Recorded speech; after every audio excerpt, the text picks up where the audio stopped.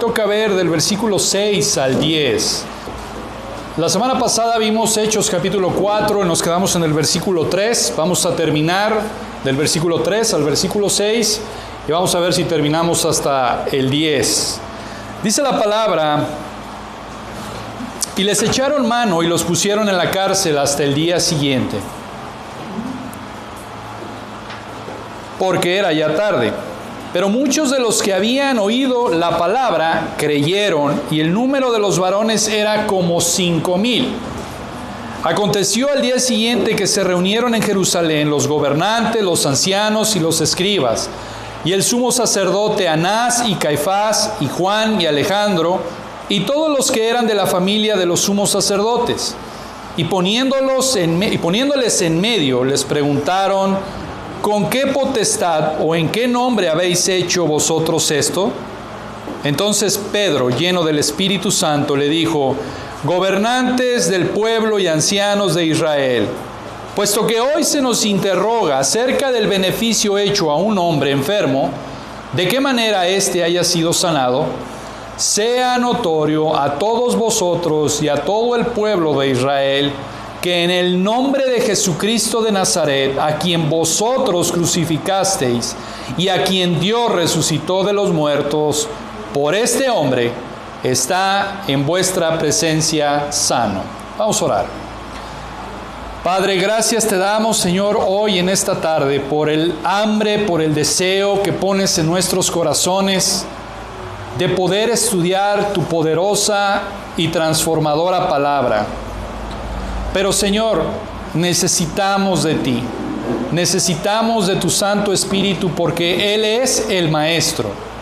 Te ruego, Señor, que permitas a tu siervo hablar con denuedo la palabra, que permitas, Señor, que tu Santo Espíritu alumbre los ojos de nuestro entendimiento y que muestres a Cristo, como dice el canto. Muéstranos más y más a tu precioso Hijo Cristo. Transforma nuestras vidas. Ayúdanos, Señor, a creerte más, a descansar en ti, a depositar plenamente nuestra confianza en ti, Señor. Gracias en el nombre de Cristo. Amén.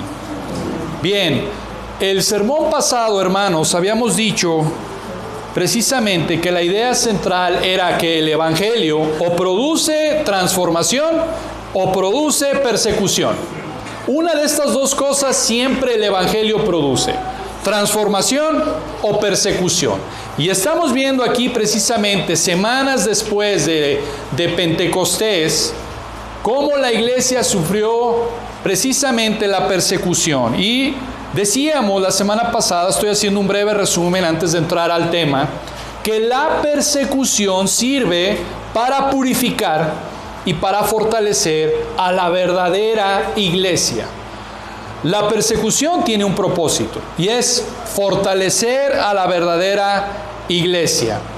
Decíamos que la persecución que hoy sufrimos como iglesia, aparte de la persecución violenta, la persecución que usa el adversario es hacer que los creyentes, hacer que los cristianos vivan una vida superficial.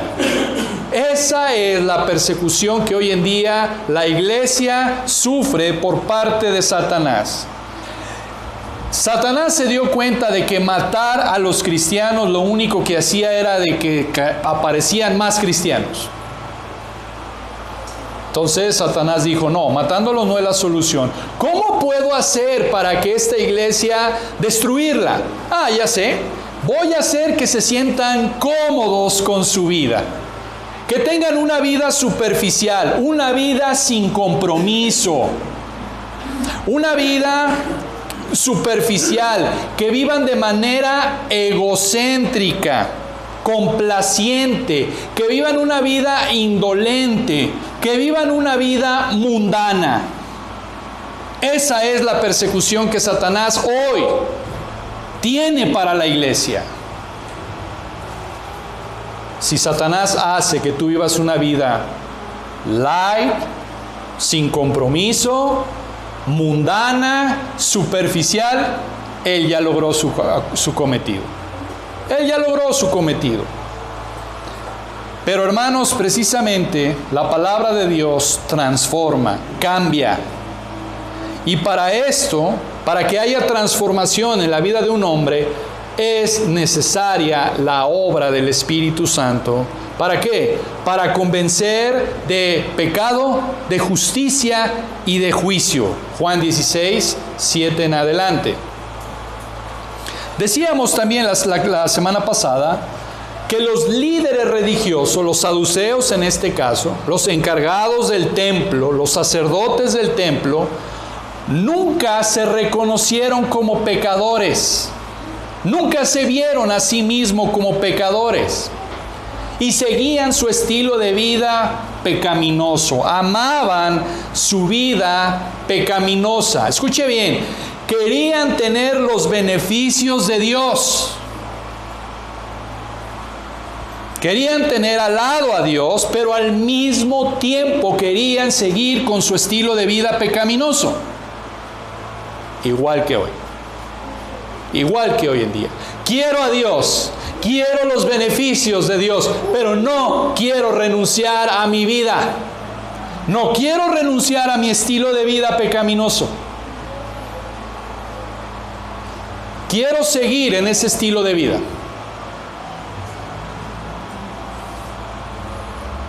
Y decíamos precisamente los saduceos son peores que los fariseos, porque los saduceos, decíamos, son los liberales. Son los liberales. Los saduceos son los liberales. Son los que aman al dinero. Son los que aman las cosas materiales. Son los que creen que no hay resurrección. Vive tu vida, vive tu presente, vívelo hoy, porque cuando mueras, según ellos enseñaban, no va a haber vida después. Y hoy en día es la misma filosofía también.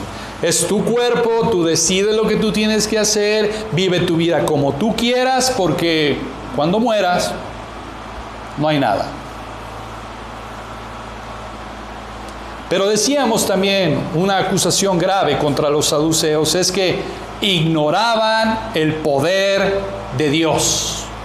Jesús los acusó diciendo: erráis, escudriñad las Escrituras, y ustedes ignoran el poder de Dios. Y la predicación pasada decíamos esto, hermanos, y es muy importante volverlo a decir. Escuche bien, la ley carece de poder para transformar vidas. La ley nunca va a transformar tu vida.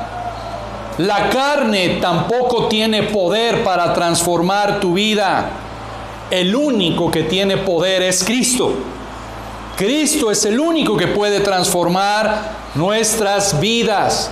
Y Pablo en Filipenses 3, 10 al 12, precisamente dice: a fin de conocerle y el poder de su resurrección y la participación de sus padecimientos, llegando a ser semejante a él en su muerte, si en alguna manera llegase a la resurrección de entre los muertos, no que lo haya alcanzado ya, ni que ya sea perfecto, sino que proseguir,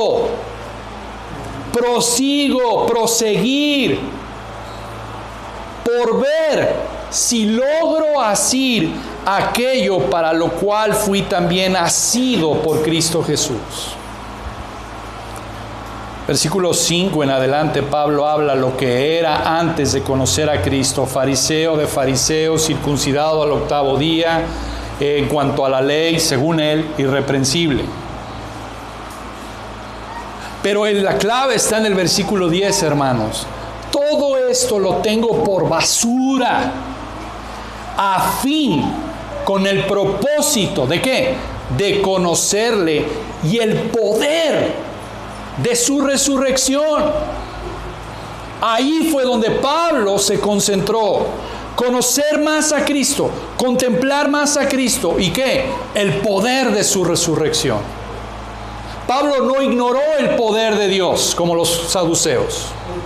Todo lo contrario. Conocía, quería conocer, proseguía cada día proseguía.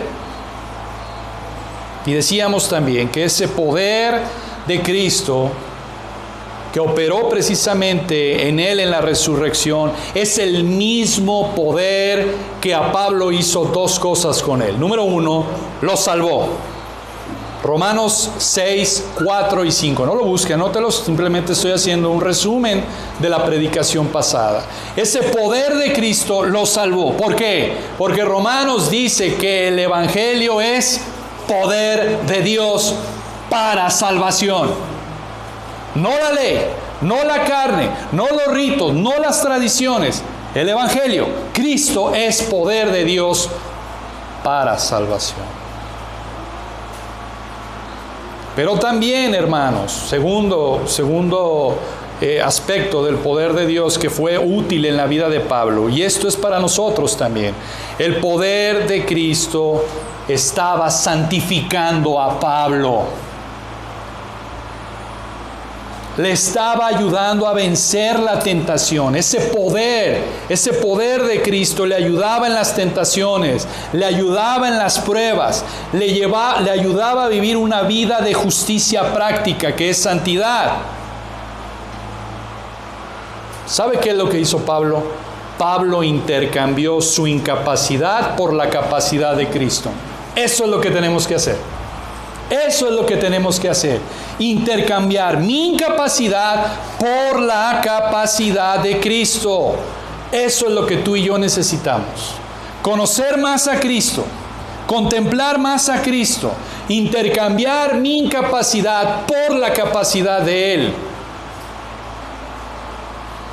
Ese debe de ser, como cristiano, cada día mi enfoque. Constantemente, día a día, mi enfoque es Cristo.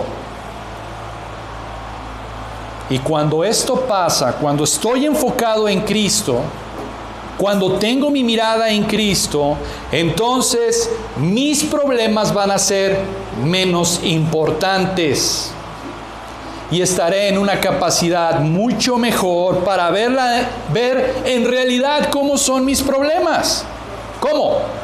Viendo a Cristo, mirando a Cristo, contemplando a Cristo, meditando en Cristo, considerando a Cristo, es como voy a obtener la motivación correcta y el poder necesario para resolverlo. Hermanos, es sencillo. Cristo es la fuente de la vida cristiana. Cristo es la vida de la fuente cristiana. Si quitas a Cristo, no hay poder. Cristo es la fuente de la vida cristiana. Y fuimos a un pasaje, precioso pasaje, 2 Corintios capítulo 3, versículo 18. Y fuimos también al capítulo 4, del 1 al 2. Y dice la palabra: por tanto, nosotros todos, mirando a cara descubierta, como en un espejo, la gloria del Señor, somos transformados de gloria en la misma imagen, como por el Espíritu del Señor.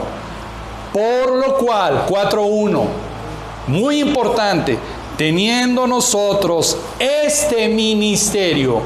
Y dijimos la semana pasada, mi primer ministerio no es mi familia, no es la iglesia, no es mi trabajo.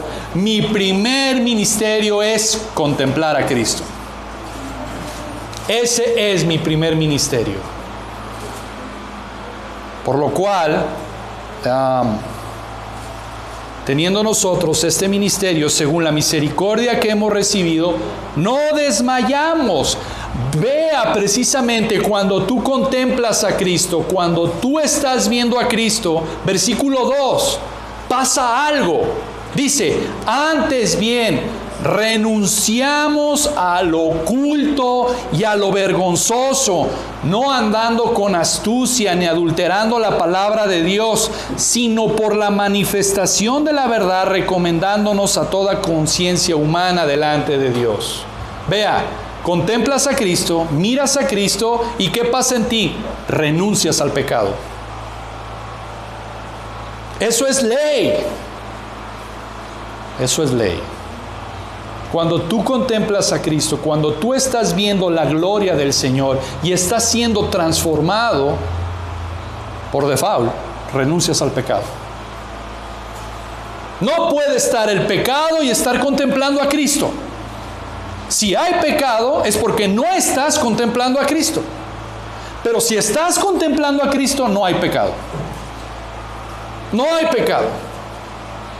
Entonces, nuestro primer ministerio es mirar a Cristo, contemplar a Cristo, meditar en Cristo. Como dice el autor de Hebreos, creo que es 3, dice considerar. Considera a Cristo, medita en Cristo, piensa en Cristo. Y después de que meditas y piensas en Cristo y contemplas en Cristo, viene la otra parte, creerle a Cristo. Y creerle a Cristo significa obedecer a Cristo. Creer a Cristo. No es solamente el hecho de contemplarlo, no es solamente el hecho de mirarlo, es el hecho de creerle lo que Él está diciendo en su palabra y seguir su palabra, seguir su mandamiento.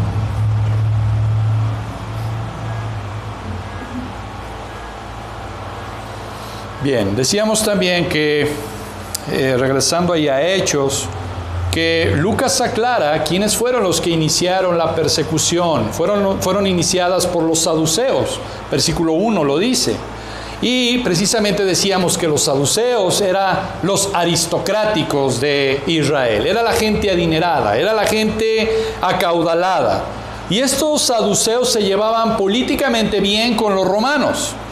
Y de hecho, ellos le pasaban una lana a los romanos. Ellos eran los que tenían el control de los negocios que había en el templo. ¿Cuáles son los negocios? Ellos vendían ahí sus animales. Ellos eran los cambistas, los que cambiaban el dinero. Y una serie, no es el tema, pero una serie de corrupciones que había ahí en el templo. Todo era negocio. Lo habían hecho precisamente lo que Jesús dijo: habéis hecho de la casa de mi Padre una cueva de ladrones. Todo era dinero, todo era comercio. Estos eran los saduceos.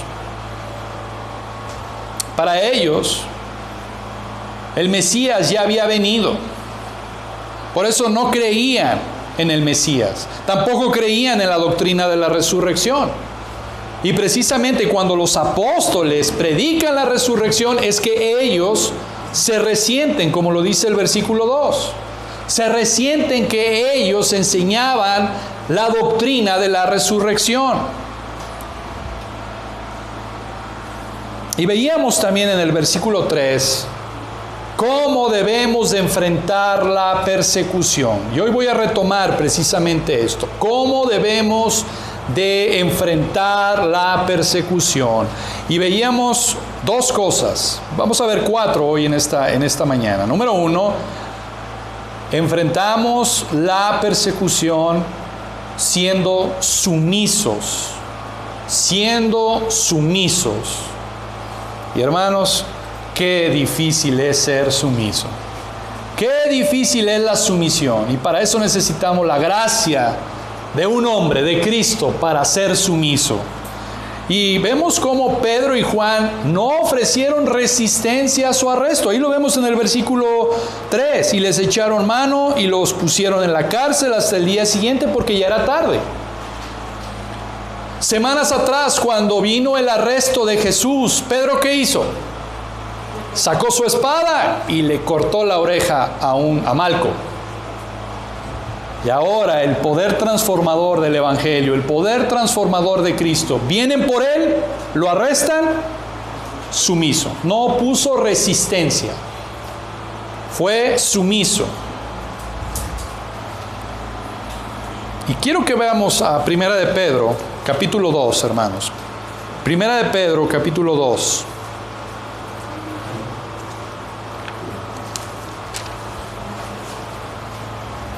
Versículos 18 al 24. Vea a este Pedro siendo transformado por el Espíritu Santo, y ahora escribe esta carta y dice en el versículo 18: Criados, estad sujetos con todo respeto a vuestros amos, no solamente a los buenos y afables, sino también a los difíciles de soportar. Duro. Primera de Pedro 2, 18 al 24. Versículo 19. Porque esto merece aprobación.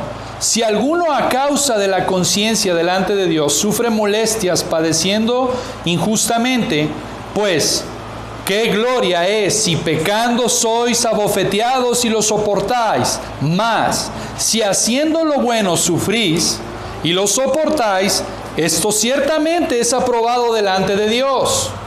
Pues, versículo importante, si le gusta subrayar su Biblia, subraye este versículo.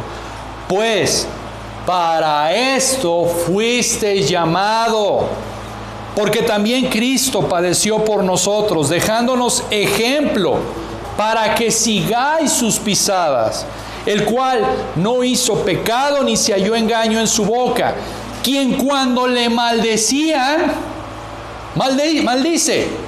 Así dice el texto, ¿verdad? No dice así. Dice, cuando le maldecían, no respondía con maldición. Me hace acordar de un pastor que contaba la anécdota que cuando va manejando en Estados Unidos y por alguna situación pisa el carril contrario y el otro le empieza a decir, ¿quién te regaló la licencia, estúpido? El pastor le dice, Dios te bendiga, mi hermano. Igual que como nosotros respondemos también en la calle, ¿verdad?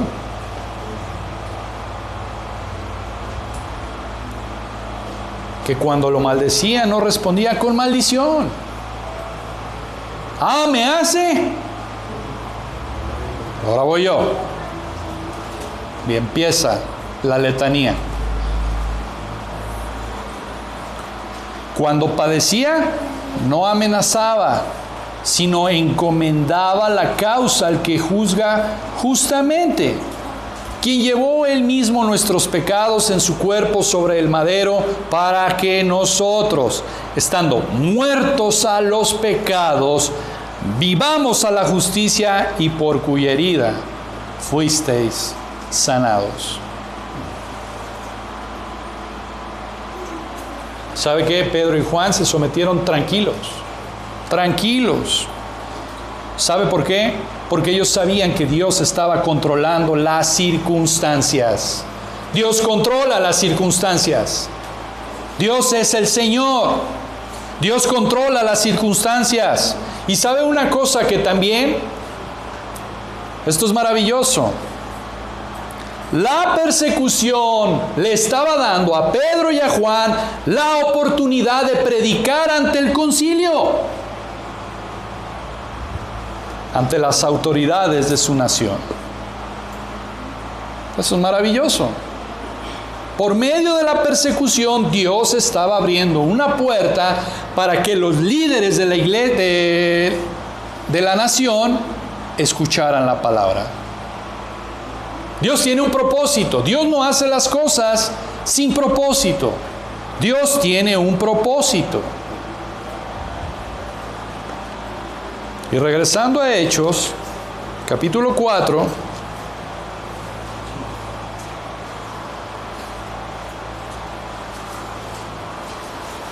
vea lo que dice el versículo 8. Esto es la segunda cosa, precisamente, cómo debemos de enfrentar la persecución. Versículo 8, siendo llenos del Espíritu Santo.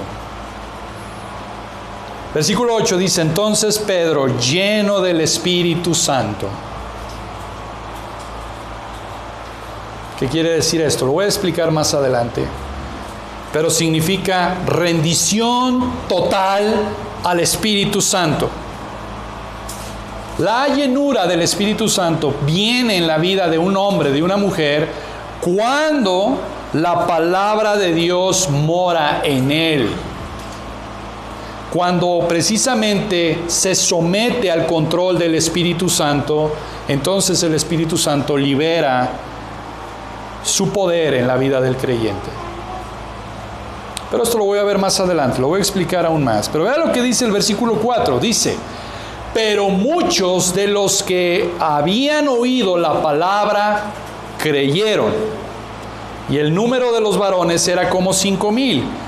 Y hermano, lo primero que puedo observar en este pasaje es que estas conversiones, estas 5,000 conversiones, no fueron falsas conversiones. No fueron falsas profesiones de fe. No fueron falsas profesiones de fe. Fueron 5,000 hombres genuinamente convertidos por Dios. No fueron personas que levantaron su mano, no fueron personas que hicieron la oración del pecador, no fueron personas que hicieron una profesión de fe. Estas personas fueron realmente regeneradas por el Espíritu Santo de Dios. Y hermanos, aunque Pedro y Juan estaban encarcelados, el Evangelio predicado hizo el efecto bajo la acción del Espíritu Santo.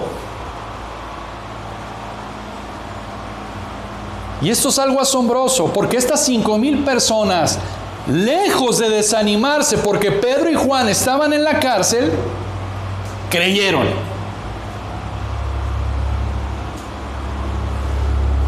Esa es la manifestación del poder de Cristo. Este es el poder de Cristo. 5,000 personas, ¿usted qué hubiera hecho? Si ve a los dos predicadores que le están hablando de la palabra, los mete a la cárcel, vámonos. Pero el poder de Dios hizo que 5,000 hombres creyeran el Evangelio que Pedro había predicado. ¿Sabe una cosa? Los mensajeros de la palabra estaban presos, pero no así la palabra. Pero no así la palabra, porque ¿sabe qué? Segunda de Timoteo 2:9 lo dice: la palabra de Dios no está presa. Los mensajeros estaban presos, pero la palabra no. La palabra no estaba presa. ¿Y sabe qué? Los perseguidores no pudieron impedir que el Espíritu Santo redarguyera 5,000 corazones. No lo pudieron lograr. Ustedes persiguen, Dios levanta. Ustedes matan, Dios resucita. Ustedes quieren encarcelar la palabra no está presa.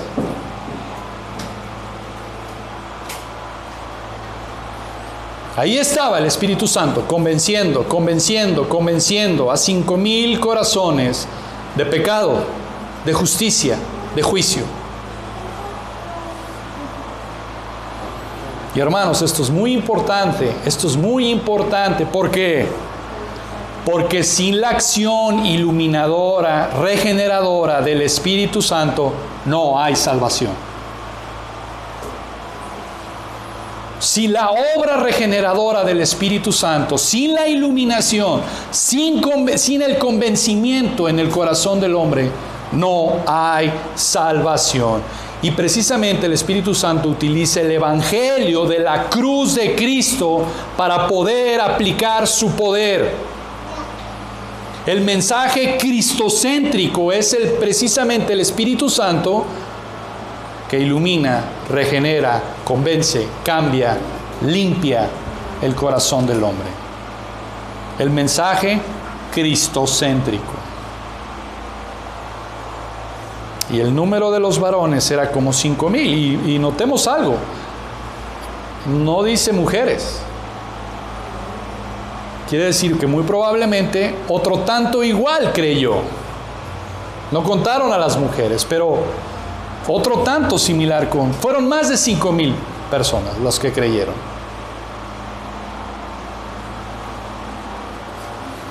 Versículos 5 y 6.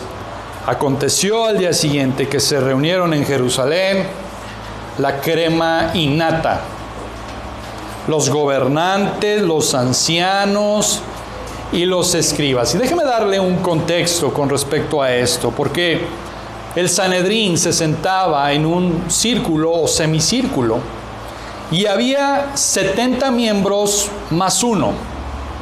O sea, había 71 miembros y el uno era el sumo sacerdote que tenía el voto definitivo si había un punto muerto. Si estaban emparejadas las las votaciones, el sumo sacerdote siempre tenía el voto del desempate, por decirlo de una manera.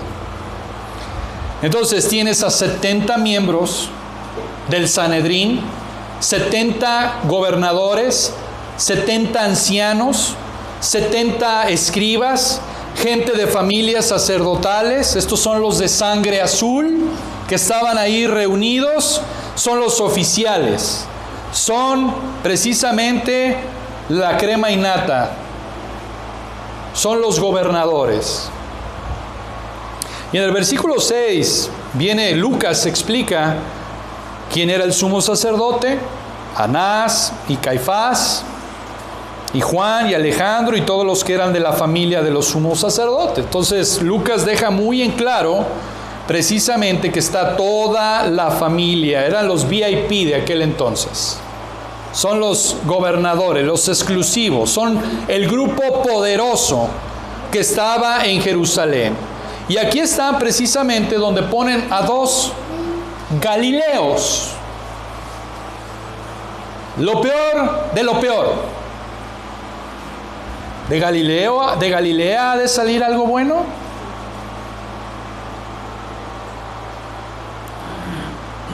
Por lo general se reunían en el templo para tener su concilio y colocaban al centro de ese concilio a los acusados, y entonces los 70 disparaban sus acusaciones contra estos.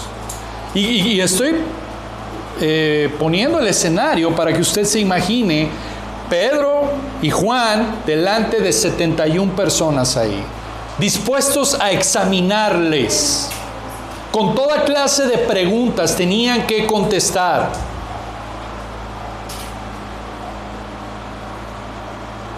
Versículo 7. Y poniéndose en medio les preguntaron: ¿con qué potestad o en qué nombre habéis hecho esto vosotros? Y este es el título de la predicación: ¿en qué nombre hicieron esto?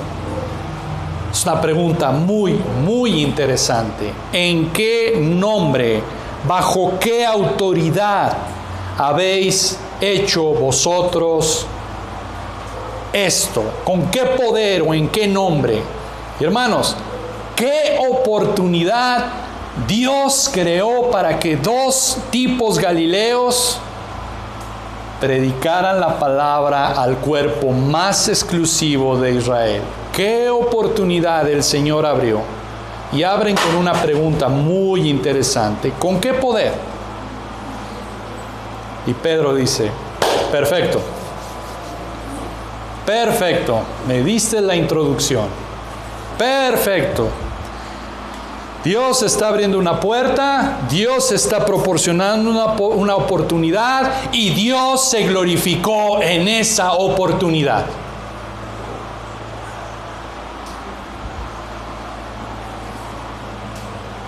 Y Pedro se levanta, y se levanta con la llenura del Espíritu Santo.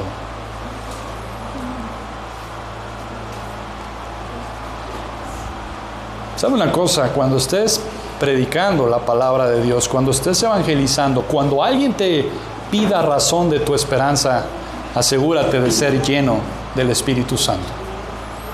No lo hagas en tus propias fuerzas, no lo hagas en tu propia sabiduría. Asegúrate de ser lleno del Espíritu Santo. Y sabe una cosa, quiero hablar un poco de la llenura del Espíritu Santo.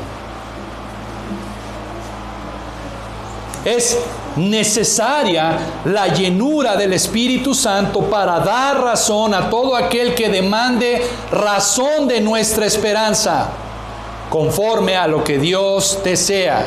Ya lo dije, en la predicación, en la enseñanza, en la evangelización. En realidad, hermanos, necesitamos la llenura del Espíritu Santo para todo. Para todo. Ahora quiero que piense esto. La noche anterior los metieron al bote, los metieron a la cárcel. ¿Qué posiblemente pasó por la cabeza de Pedro y Juan? Nos van a dar cuello como a Jesús semanas atrás. ¿Qué voy a decir? ¿Qué palabras voy a decir? Me van a bombardear con tantas preguntas. ¿Qué voy a contestar? ¿Cómo voy a establecer mi defensa ante profesionales? Porque los tipos que estaban ahí eran profesionales. Cuestionaban y te hacían caer en contradicciones para juzgar. ¿Cómo voy a responder? Bien, vamos a Mateo, capítulo 10. Y aquí es precisamente, hermanos, donde viene la prueba de nuestra fe, creer lo que Dios dice. Mateo capítulo 10, versículos 18 al 20 dice: y aún ante gobernadores y reyes seréis llevados por causa de mí para, propósito, testimonio a ellos y a los gentiles. Más, está Jesús diciendo, ponga atención en esto, más cuando os entreguen, no te preocupes, no os preocupéis por cómo o qué hablaréis, porque en aquella hora os será dado lo que habéis, ¿qué? De hablar. ¿Qué es lo primero que tenemos que hacer cuando viene la persecución y alguien nos demanda razón de nuestra esperanza? No te preocupes. ¿Por qué? Porque en aquella hora te será dado lo que tengas que hablar. Y a veces cuando vamos a hablar con una persona, vamos a evangelizar, estamos en la noche y repasando y qué le voy a decir y cómo voy a responder y si me pregunta esto, qué respuesta voy a dar. Y aquí es donde viene la fe. Es contemplar a Cristo, es meditar en Cristo, es mirar a Cristo, pero ahora viene precisamente la obediencia, creerle. No te preocupes. No te preocupes. En aquella hora se te va a dar lo que tengas que hablar. No te preocupes. No te inquietes. Las palabras de tu defensa se te van a ser dadas en aquel momento. Es decir, el Espíritu Santo te va a dar las palabras precisas para que puedas hablar. ¿Por qué? Porque el Espíritu Santo es quien conducía a Pedro. Los apóstoles son instrumentos en las manos de Dios. Y yo quiero que note algo que es muy interesante en el proceso. Vea, Dios llama, Dios envía, Dios permite la persecución y Dios defiende. Dios llama, Dios envía, Dios permite la persecución, pero Dios defiende. Cristo los envía, son perseguidos por causa de Cristo y son defendidos por Cristo. ¿Lo cree? Vamos a Salmo capítulo 37.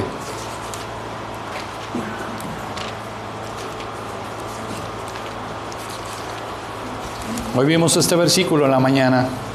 Salmo capítulo 37, versículos 5 y 6.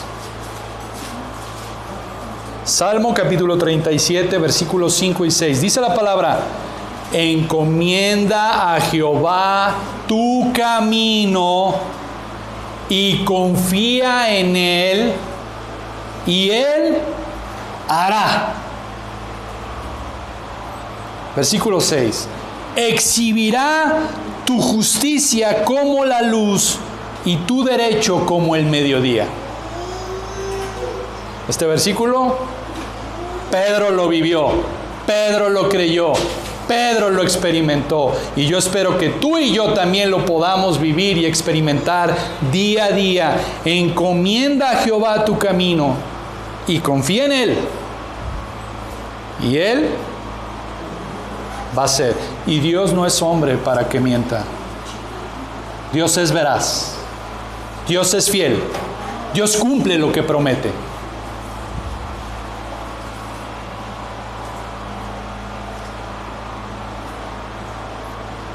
creo que viene una pregunta importante. Pedro fue lleno del Espíritu Santo. Y me vienen varias preguntas. Versículo 8, Pedro fue lleno del Espíritu Santo. Mi pregunta es, ¿la llenura del Espíritu Santo solamente es exclusiva de Pedro o de los apóstoles? No, la respuesta es no, porque Efesios dice, sed llenos del Espíritu Santo. Efesios 5, 19 creo que es.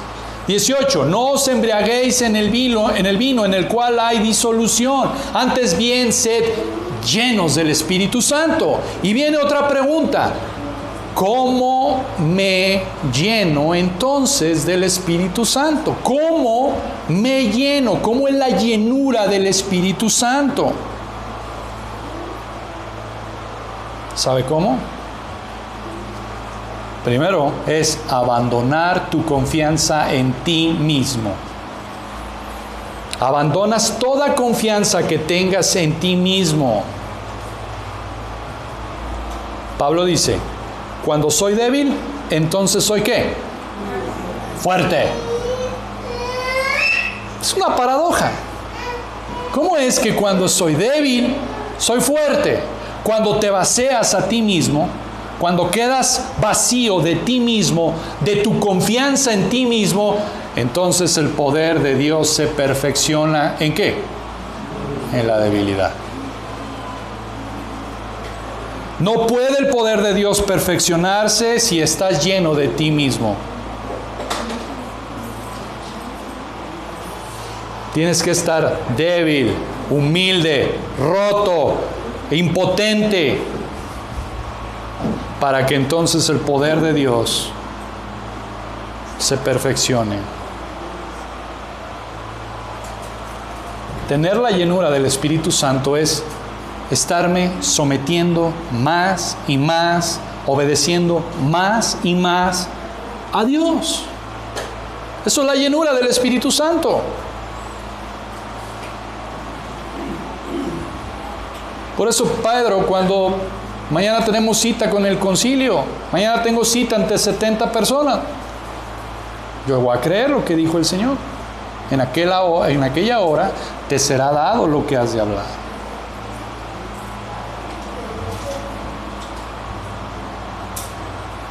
Hermanos, la llenura del Espíritu Santo no viene por hacer oraciones largas, no viene por hacer oraciones con palabrerías, tampoco viene la llenura del Espíritu Santo por una experiencia emocional, tridimensional, por sentir algo. Eso no es la llenura del Espíritu Santo. La llenura del Espíritu Santo ocurre cuando el creyente anda en obediencia, cuando el creyente obedece la palabra y al Espíritu Santo. Efesios 5, 18 y Colosenses 3, 16. Me encanta este pasaje. Vamos a Colosenses. Colosenses 3, 16. La palabra de Cristo more, viva. Eso es lo que está diciendo. Viva, habite. La palabra de Cristo habite en abundancia en vosotros, enseñándoos y exhortándoos unos a otros en toda sabiduría, cantando con gracia en vuestros corazones al Señor, con salmos e himnos y cánticos espirituales. La llenura de la palabra de Dios viene cuando la misma palabra de Cristo mora, habita, vive en nosotros. Y esto no es agarrar la Biblia y acá hacerla como de tipo Bluetooth, pásate todo para acá. No. Hay que ¿qué?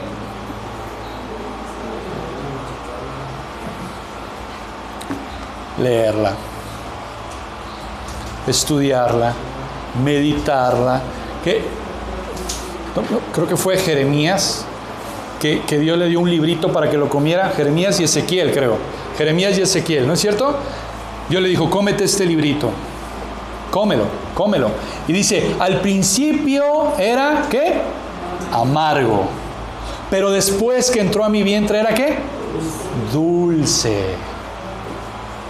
Así es la palabra de Dios. La palabra de Dios es una espada que penetra, que corta, que separa lo almático de lo espiritual, hiere.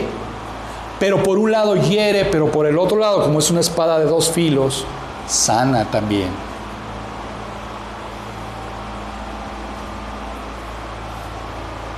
Así deberíamos estar como Jeremías, comiendo la palabra de Dios.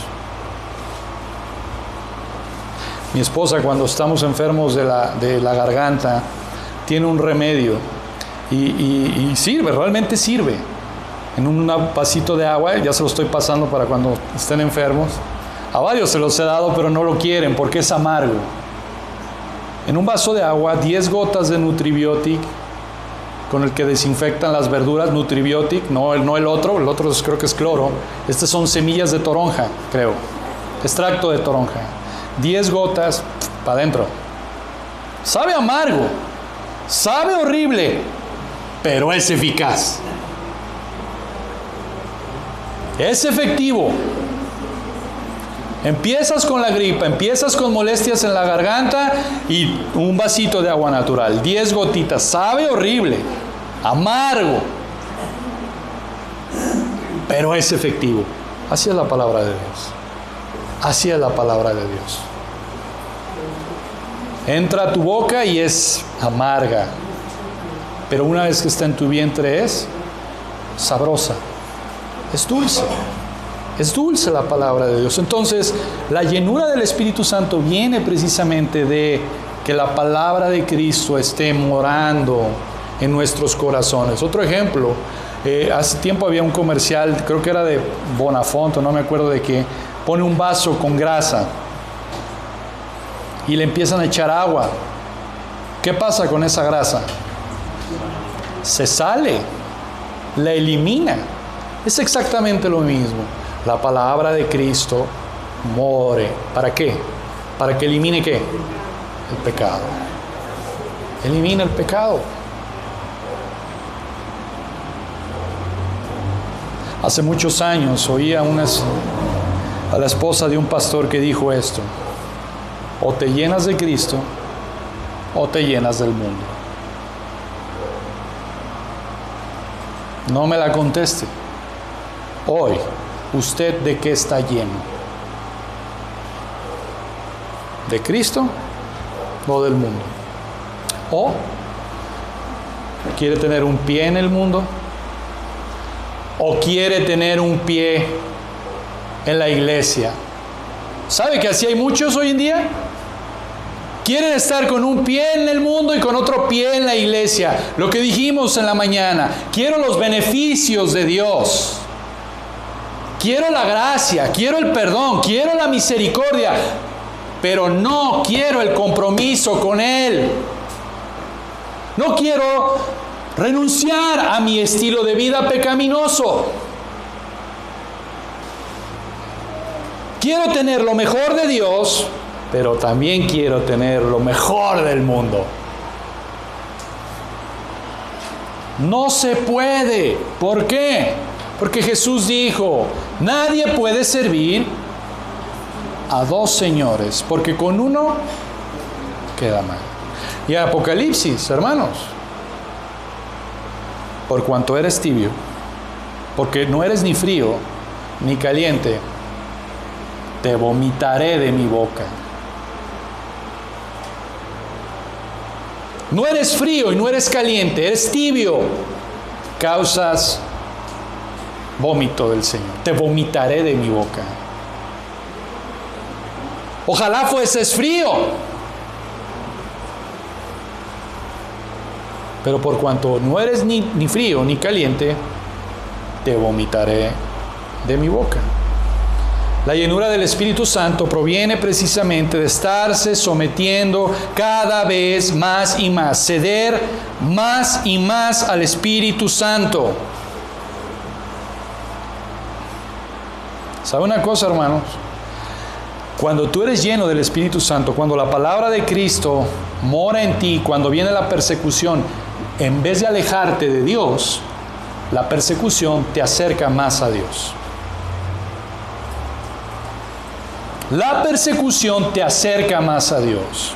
Cuando vienen los problemas, o te acerca más a Dios o te aleja de Dios. ¿Qué está produciendo en ti?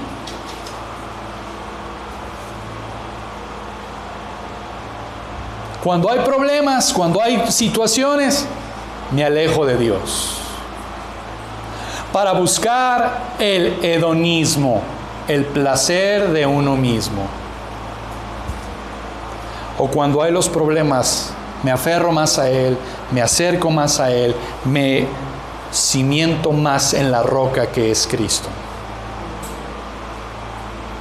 Por eso es buena la persecución, es buena los problemas, porque la persecución purifica la iglesia.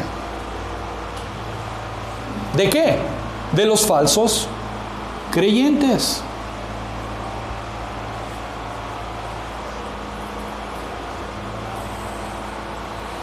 Hermanos, la llenura del Espíritu Santo no es exclusiva solamente de los apóstoles o de alguno de los cristianos, tampoco es opcional. Sed llenos del Espíritu Santo, Pablo está diciendo. Sean llenos. No te dejes gobernar por el vino en el cual hay disolución. No te dejes gobernar por cualquier cosa. Que seas gobernado por el Espíritu Santo.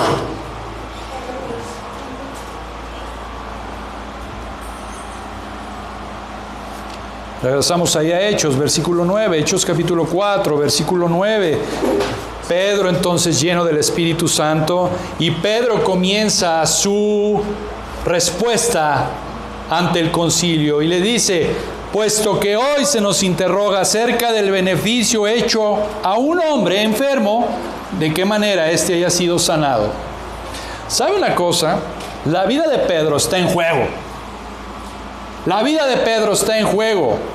Y lejos de tomar una actitud de congraciarse con los líderes religiosos, de pedirles perdón por haber predicado la resurrección, de haber sanado al paralítico, de decirle: no, perdónanos, ya no vamos a enseñar aquí, nos vamos a ir allá, a lo más lejos de Israel, y allá vamos a enseñar nuestra doctrina. Todo lo contrario. Todo lo contrario. ¿Sabe qué es lo que hace Pedro? Los acusa. Y la respuesta que Pedro da es en sí es demoledora.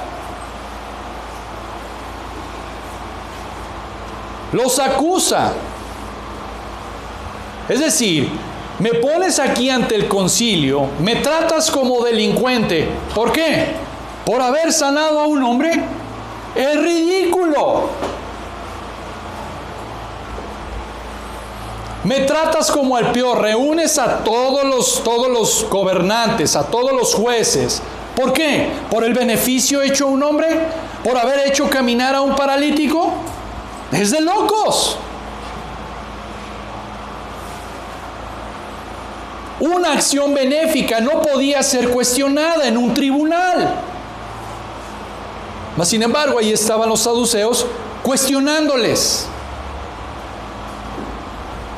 Todo lo contrario. Debió de haber sido alabada por los líderes religiosos.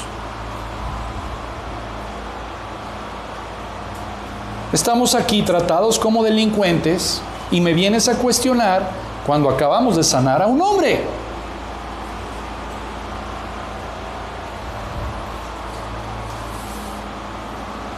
Y eso es lo que Pedro hace. Pedro acusa a sus acusadores. Sea notorio a todos vosotros y a todo el pueblo de Israel que en el nombre de Jesús de Nazaret. ¿Me preguntaste en qué nombre? ¿Bajo qué autoridad? Yo con mucho gusto te lo digo. En el nombre de Jesucristo de Nazaret, a quien vosotros crucificasteis y a quien Dios resucitó de los muertos, por él este hombre está en vuestra presencia sano. Acusa a sus acusadores. Esto es audacia. Esto es audacia. No es el mismo Pedro, cobarde, que se alejó, que traicionó al Señor Jesús. Ahora vemos a un Pedro totalmente transformado por el poder de Cristo, audaz, siendo lleno del Espíritu Santo y en paz en medio de la persecución.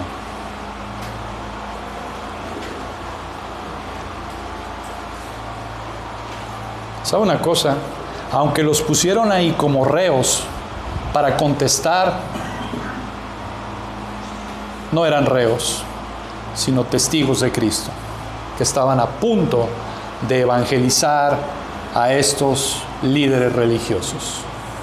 No eran reos, sino testigos de Cristo delante de todos los hombres. Eso era Pedro y Juan delante del concilio. Y Pedro es muy enfático: sea notorio a todos vosotros y a todo el pueblo de Israel, ustedes lo mataron, pero Dios lo resucitó de los muertos. Y el tú es muy enfático de Pedro. Tú lo mataste, no fueron los romanos, fueron ustedes. Pero Dios lo levantó. Dios lo resucitó.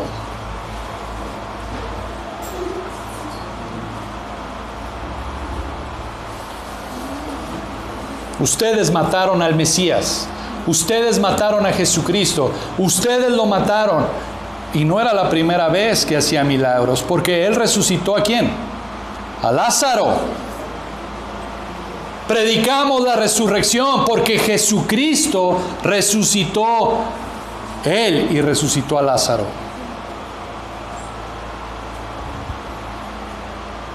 Es el propio poder de Cristo, es en el propio poder de Cristo. Pasó toda la vida Jesús haciendo ¿qué? Milagros. No lo puedes negar.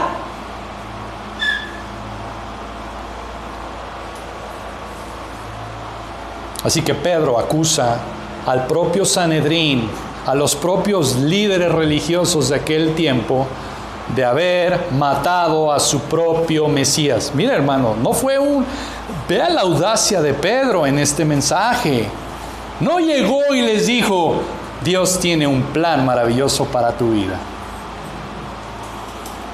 No. ¿Quieres saber en qué nombre?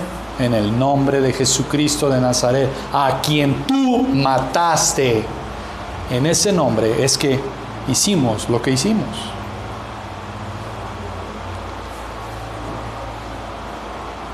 Y es el mismo mensaje, lo vimos en el capítulo 2, lo vimos en el capítulo 3, lo vamos a ver en el capítulo 4 y lo vamos a ver en el capítulo 5. Y en el capítulo 5, vea lo que dice el versículo 30.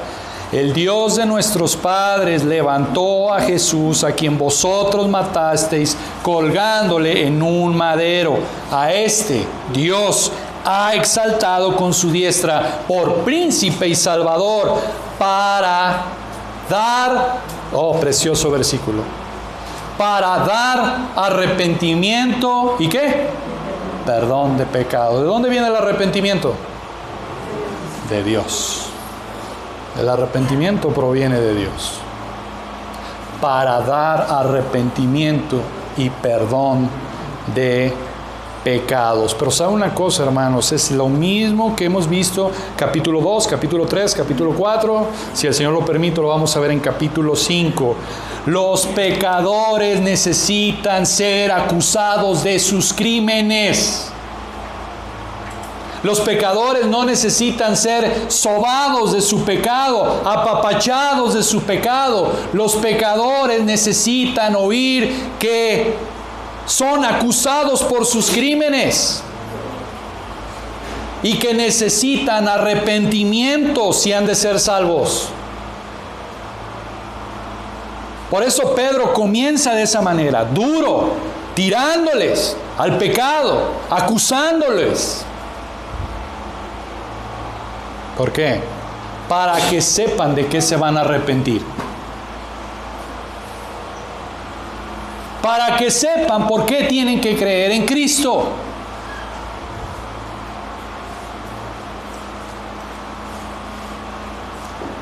Y después de que los acusa, y es parte del sermón que vamos a ver el próximo, de este domingo el otro, Vea lo que dice el versículo 12. Después de que los acusa de sus crímenes, entonces ahora sí están listos para la salvación. Y en ningún otro hay salvación, porque no hay otro nombre bajo el cielo dado a los hombres en que podamos ser salvos. Solamente Cristo. Y hay salvación. Y hay salvación para ti. Hay salvación para ti. Es lo que Pedro está diciendo. Aunque tú mataste al Mesías, hay salvación para ti. Y hoy es el mismo mensaje. Sí, necesitas ser acusado de tus crímenes, pero hay salvación. Hay salvación. En Cristo hay salvación.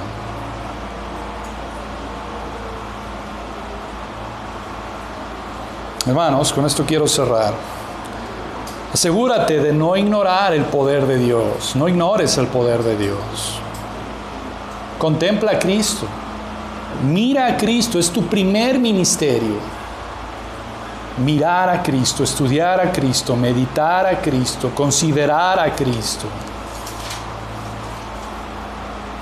¿Para qué? Para que nuestras vidas sean transformadas. ¿No te gustaría tener una vida transformada? ¿No te gustaría que tu hogar fuera diferente? ¿No te gustaría ser tú diferente? ¿No te gustaría que tus hijos, que tu esposa, que tú seas diferente con tu familia?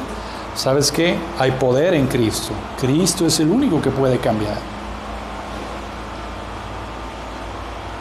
Cristo es el único que puede transformarnos de gloria en gloria. Y de hecho es precisamente lo que Romanos 8:29 dice.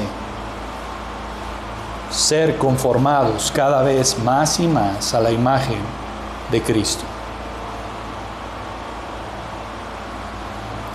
No ignores el poder de Dios. Todo lo contrario, como Pedro, estúdialo. Conoce a Cristo y el poder de su resurrección. Este es el Evangelio que predicamos. Este es el Evangelio que predicamos. Un Evangelio de poder para transformar vidas, para ser conformados a la imagen de Cristo Jesús. Oremos. Padre, gracias te damos, Señor, por tu Hijo Cristo. Gracias, Señor, porque Él es nuestra justicia, Él es nuestro poder. Gracias porque hemos sido injertados en Él, porque somos puestos en Él.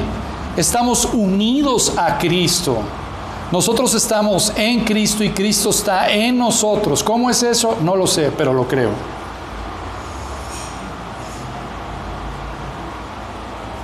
Ayúdanos, Señor. Ten misericordia de esta iglesia, Padre. Te ruego para que en verdad haya vidas en transformación. Y te ruego por aquellas personas que no conocen a tu Hijo Cristo Jesús. Te ruego que les des la gracia y la misericordia de conocerlo. Muéstrales para que tú des arrepentimiento y la fe. Permítenos deleitarnos en tu Hijo Cristo. Gracias, en el nombre de Él. Amén.